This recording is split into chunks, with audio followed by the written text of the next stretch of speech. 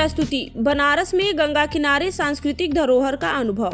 प्रसिद्ध कथक नृत्यांगना नलिनी तोषनीवाल की 2 दिवसीय प्रस्तुति वाराणसी में। वाराणसी जिसे आध्यात्म और संस्कृति का केंद्र माना जाता है, एक बार फिर अपने सांस्कृतिक धरोहर को जीवंत करने के लिए तैयार है। इस बार यह अवसर कथक नृत्य की जानी मानी कलाकार नलिनी तोषनीवाल की मोहक प्रस्तुति के माध्यम से मिल रहा है। गंगा नदी के किनारे बसे इस शहर में यह कार्यक्रम एक सांस्कृतिक उत्सव के रूप में मनाया जाएगा, जिसमें नृत्य कला और भावनाओं का अद्भुत संगम देखने को मिलेगा। इसके पहले मैं प्रवासी भारती में आई थी और बहुत अच्छा लगा। और ये तो मेरे साथ बहुत, हम अजमेर वाले ही हैं, मेरी शादी अजमेर हुई, वहीं से एजुकेशन हुई और धवल तो हमारे सामने ही पैदा हुए हैं, क्या बताएं आपको।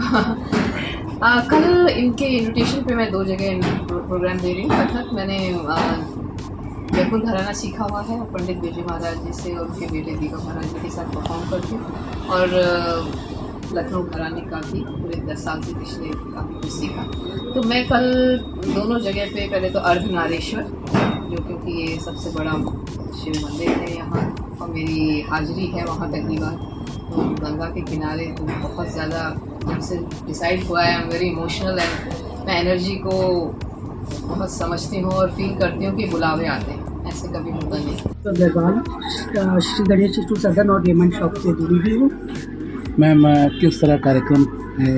ये कार्यक्रम है, मेरा उद्देश्य ये था कि मेरी ये दोस्त है नलिनी जी, हम 45 साल से बचपन से दोस्त रहे हैं और इसको मैं इतना आगे बढ़ते हुए जापान में देखती हूँ और मुझे बहुत खुशी होती है। मैंने सोचा कि जापान और इंडिया को दोनों को कितने अच्छे से इसने एक करके रखा हुआ है, तो वो कला ये यहाँ भी लेकर के आए और बनारस में भी कुछ एक नई चीज़ होगी जो कि ये बताएंगी कि बनारस और जापान कैसे एक होकर के जुड़ करके हम आगे भी चल सकते हैं। और इंडिया के लोग, बनारस के लोग और नलिनी जी कथक जापान में सिखा रहे हैं। ये बहुत बड़ी बात है कि अपना कल्चर वहाँ पे इतने लोगों को सिखाना, तो वो बहुत बड़ी इंडिया के लिए बड़ी बात है कि वहाँ हम देख पा रहे हैं कि कैसे जैपनीज खुशी खुशी शौक से वो डांस सीखते हैं, कथक सीखते हैं, अपनी भाषा सीखते हैं।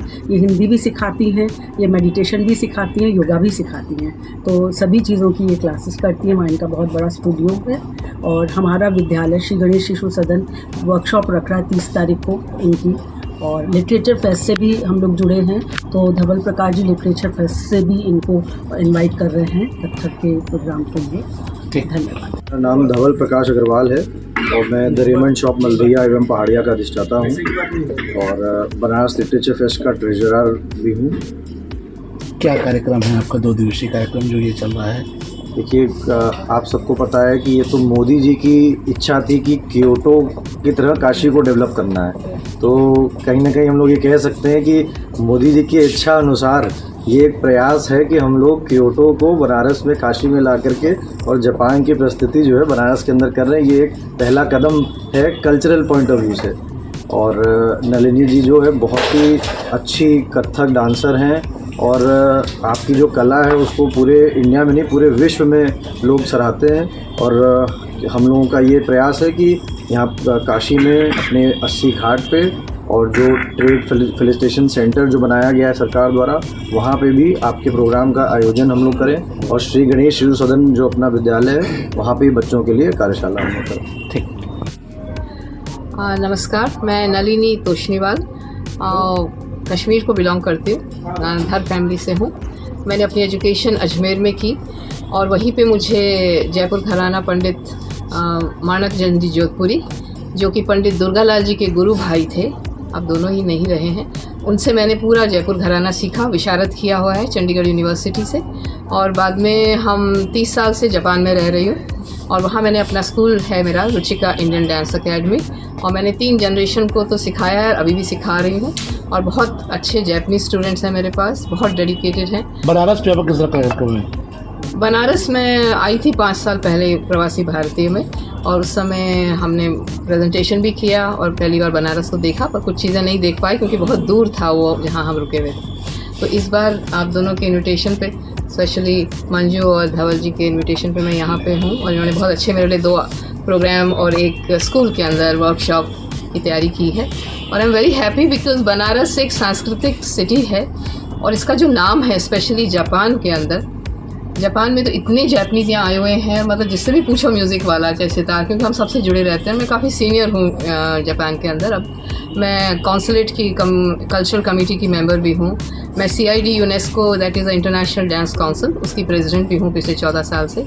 तो ये एक मेरा फील्ड है जिसको कि मैं चाहती हूँ कि हम एक तालाब के अंदर मेंढक की तरह नहीं रहे, पूरे थोड़ा फैलाएँ और अपना कल्चर जापान में भी दिखाएं और वहाँ से जापानीज़ को लेके आएँ और जापान इंडिया के रिलेशन अच्छे करने के लिए भी हम कल्चर दिखाएं। आपका 2 दिवसीय प्रोग्राम है। हाँ जी। कल आपका प्रोग्राम TMC लालपुर में है और परसों 80 घाट पे है। 80 घाट पे। क्या मुख्य विशेष रहे कार्यक्रम में?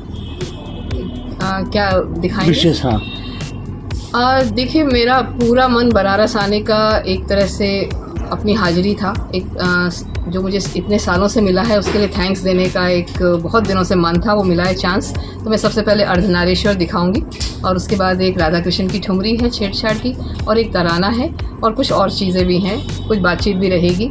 तो मैं बताना चाहती हूँ कि कैसे जापान में और हम कैसे रिलेशन बढ़ाएं और हम कितना काम वहाँ कर रहे हैं और कैसे हम इसको, और जापान को भी मैं यहाँ लाना चाहती हूँ। उनका कल्चर आपने नहीं देखा है। तो हम बोलते हैं पीस, वर्ल्ड पीस बोलते हैं, लेकिन पीस बहुत चीज़ों से हो सकता है, कल्चर वाइज भी तो हो सकता है। एक रेस्पेक्ट चाहिए, अंडरस्टैंडिंग चाहिए, उस पर मैं काम कर रही हूँ। मेरा बहुत बड़ा प्रोजेक्ट है वानो खाके हाशी, जापानीज़ नाम है इसका, मतलब है ब्रिज ऑफ अंडरस्टैंडिंग, कि अगर हम एक दूसरे को अंडरस्टैंड करें कल्चर वाइज, क्योंकि हम उस लाइन में हैं, और तो उससे हमें रिस्पेक्ट बनता है और हम जानते हैं कि अच्छा इसके थ्रू भी तो हम जुड़ सकते हैं एक दूसरे के लिए। वो मेरा प्रोजेक्ट है। मैं उसमें ऑलरेडी 15 कॉन्सर्ट्स कर चुकी हूँ, अमेरिका में भी, इंडिया में भी, जोधपुर में किया, बिरलास के साथ बॉम्बे में किया, और जापान में भी करते हैं, बुलाते रहते हैं आर्टिस्टों को। मैं बुलाती हूँ आर्टिस्टों को वहाँ। कैसा लग रहा है बनारस में? मैं जब से आई हूँ एयरपोर्ट से दोनों तरफ देख रही हूँ, मुझे बहुत चेंज लग रहा है पिछले 5 साल के बाद आने के बाद। बहुत सड़कें साफ़ लगी, अच्छा ब्रिज के ऊपर से आए, बहुत अच्छा लगा। बस आज ही अभी आई हूँ मैं, 4-5 घंटे ही हुए हैं। तो अब नेक्स्ट 2 दिन हम बहुत घूमेंगे और देखेंगे, मंदिर में बस देंगे।